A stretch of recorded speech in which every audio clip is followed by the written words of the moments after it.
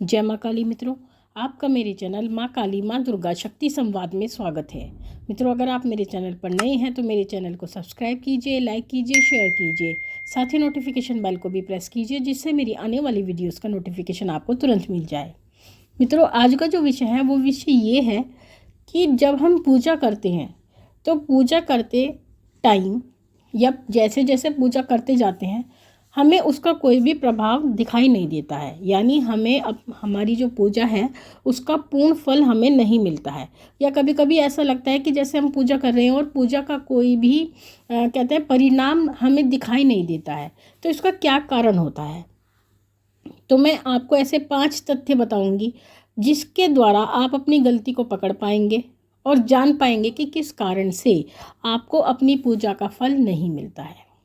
देखिए मित्रों, पूजा पूजा ही होती है और जो पूजा की जाती है पूजा के माध्यम से ही आप अपने इष्ट को मना सकते हैं, देवताओं को मना सकते हैं, अपने पितरों को मना सकते हैं और कुल देवी कुल देवता को मना सकते हैं। लेकिन जब हम पूजा करते हैं तो पूजा करते समय एक तो हमारे पास समय का अभाव होता है। सबसे पहला कारण तो आज के समय में यही होता है कि पूजा करने का समय ही नहीं होता। व्यक्ति के पास सब कुछ कार्य करने का समय होता है लेकिन पूजा करने के लिए उनके पास बिल्कुल टाइम नहीं होता। वो अपना जो डेली शेड्यूल है उसको भी पूरा फॉलो करते हैं लेकिन पूजा के लिए समय नहीं निकाल पाते। तो सबसे बड़ा तो यही कारण है कि आपके पास समय नहीं होता। और जब समय नहीं होता तो उस समय पर जो आप थोड़ी बहुत पूजा भी करते हैं तो वो भी आप ठीक तरीके से नहीं कर पाते, क्योंकि आपके पास इतना समय नहीं होता कि आप पता करें कि हमें किस प्रकार पूजा करनी है, कैसे पूजा करनी है। आपको तो भगवान का एक स्मरण करना है और उसके बाद अपने कार्य पे लग जाना है। तो ऐसी परिस्थिति में आपकी जो पूजा होती है वो बिल्कुल भी ठीक नहीं होती है और इसी कारण से आपको अपनी पूजा का फल नहीं मिलता। या जिनके पास समय होता है तो उनको पूजा करने का ज्ञान नहीं होता। तो अब तथ्य की बात करते हैं। ऐसे 5 तथ्य क्या हैं जिस कारण से आपको अपनी पूजा का कोई भी फल प्राप्त नहीं होता है। देखिए मित्रों, सबसे बड़ा जो कारण होता है पूजा के परिणाम का ना आना, वो होता है हमें अपने इष्ट देव की जानकारी नहीं होती है। यानी जब हम पूजा करने बैठते हैं तो हमें यही नहीं पता होता कि हमें किसकी पूजा करनी चाहिए, हमारे इष्ट देव कौन है। हम पूजा करना प्रारंभ कर देते हैं और उस समय पर जो भगवान हमें ध्यान आते हैं उनका हम नाम लेने लगते हैं। और उसमें एक देवता भी हो सकते हैं, 2 भी हो सकते हैं, 5 भी हो सकते हैं, 10 भी हो सकते हैं, कितने भी हो सकते हैं। जो जो आपको याद आता है उनका नाम आप लेते जाते हो। कि कोई नमस्कार करता है, कोई जयकार लगाता है, जैसी जिसकी विधि होती है उसी प्रकार से वो पूजा करता रहता है। यानी उसको पता ही नहीं होता कि मुझे वास्तविक रूप से अपने इष्ट देव की पूजा करनी चाहिए, क्योंकि इष्ट देव की पूजा करने से हमें बहुत कुछ प्राप्त होता है, या मैं कहूँ तो सब कुछ ही प्राप्त होता है।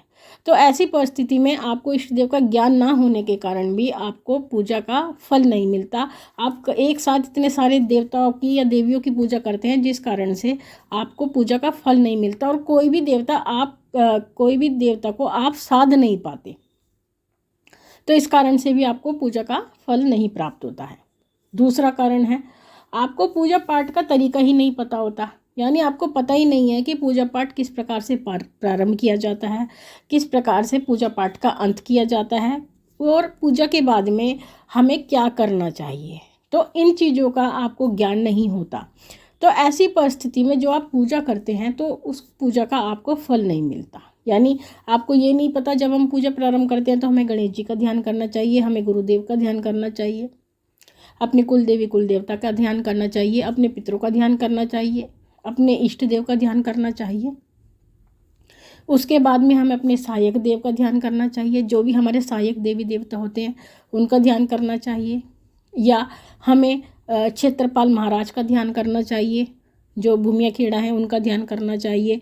माँ चौक चौराहे वाली माता का ध्यान करना चाहिए, क्योंकि वही शक्तियों को आगे भेजती हैं। अगर हम उनका ध्यान नहीं करते तो वो शक्तियों को चौराहे पर रोक देती हैं। तो बहुत सारी बातें ऐसी होती हैं जिस कारण से हमें हमारा मतलब ज्ञान ना होने के कारण हमें अपनी पूजा पाठ का कोई भी फल प्राप्त नहीं होता है। ये एक बहुत महत्वपूर्ण कारण होता है। उसके बाद जो सबसे बड़ी महत्वपूर्ण चीज़ आती है वो होती है हम अपने कुल देवी और कुल देवता की पूजा नहीं करते हैं। या कुछ व्यक्ति ऐसे होते हैं जिनको अपने कुल देवी कुल देवता का ज्ञान ही नहीं होता कि हमारे कुल के कौन देवता हैं और कौन देवी हैं, उनको विस्मृति हो गई है, यानी भूल चुके हैं वो लोग।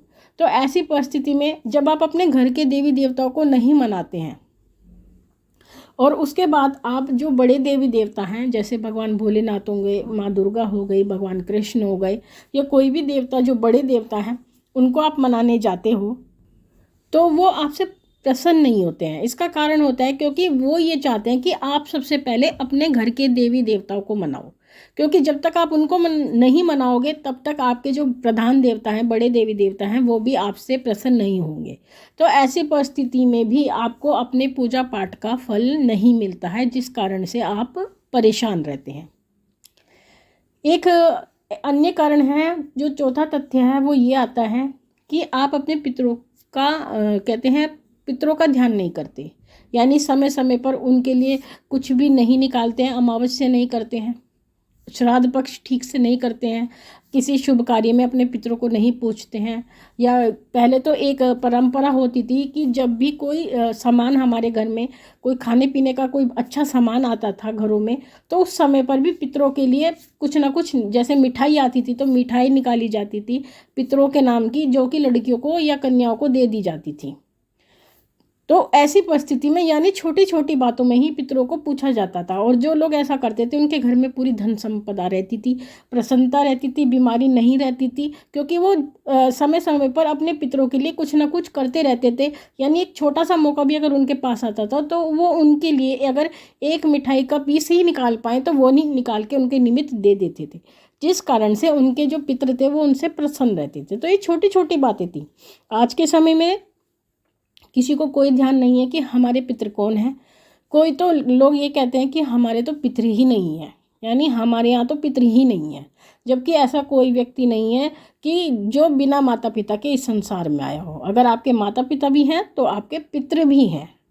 तो पितरों की आप अगर सेवा नहीं करते हैं तो भी आपको अपने पूजा पाठ का फल नहीं मिलता है, ये भी एक कारण है। और सबसे बड़ा कारण, हम कुछ ऐसी पूजा करते हैं जो बिना गुरु के नहीं की जाती। जैसे कि आप किसी प्रचंड देवी देवता की पूजा करते हैं, जैसे कि भैरव जी की पूजा हो गई, माँ काली की पूजा हो गई, या आप कह सकते हैं ये कोई साधना हो गई। यानी अगर आप इस तरह की पूजा करते हैं और आपके गुरु नहीं हैं तो ऐसी परिस्थिति में भी आपकी पूजा कभी भी पूर्ण नहीं होगी। अगर आप पूजा करेंगे, प्रारंभ करेंगे, तो उसमें इतने विघ्न आएंगे कि वो आपके जो संकल्प है वो पूर्ण ही नहीं हो पाएगा। आपका बीच में ही वो जो संकल्प है बीच में ही टूट जाता है, क्योंकि आप गुरु धारण नहीं करते। आप ऐसी पूजा करते हैं जिसमें गुरु की आवश्यकता होती है।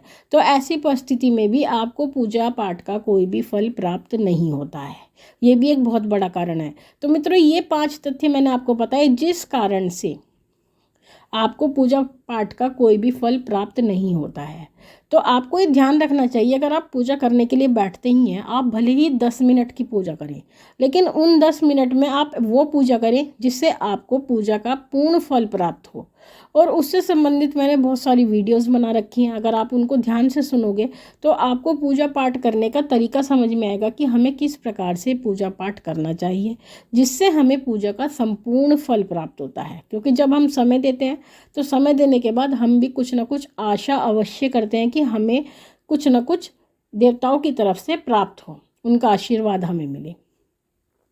तो मित्रों, ये थी जानकारी आप सभी के लिए। माँ भगवती से यही प्रार्थना करती हूँ कि वो आपके भंडारे भरती रहे, आपकी सभी मनोकामनाओं को पूर्ण करती रहे। आपसे फिर मिलूंगी अपनी अगली वीडियो में। तब तक के लिए जय महाकाली, जय महाकाल।